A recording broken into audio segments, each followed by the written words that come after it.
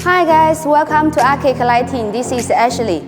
We have posted Mini Cooper R50 headlights since September.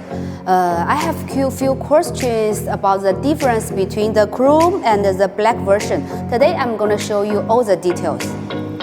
This is a totally upgrade for your original headlights. We have intense white DRL with a dim parking light function. We have a sequential turn signal and bi-LED projectors with ultra-high output lens. The gloss black finish gives them a very modern look with OEM-grade PC lens that won't fade, crack, or yellow over time. The headlights are universal for R50, R53 hatch, and R52 convertible.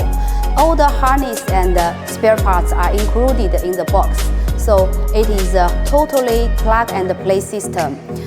We also have the Emark for these headlights, so you don't have to worry about any certification.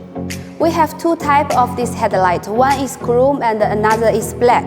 Let's look at the black one. The black one, we have a black frame outside, and we also have the black projector frame inside. And the chrome one, we have the chrome frame outside, and also we have the chrome frame inside. So which one do you like? Tough choice. I think both are great. Now let me show you the brightness of the headlights. This is a low beam and this is a high beam. They look very bright and help to improve the safety of your driving.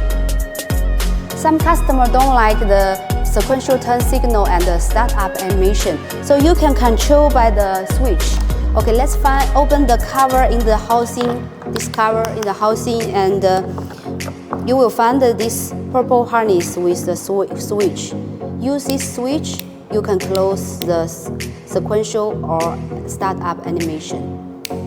Okay, that's all for today. Thank you. Bye-bye.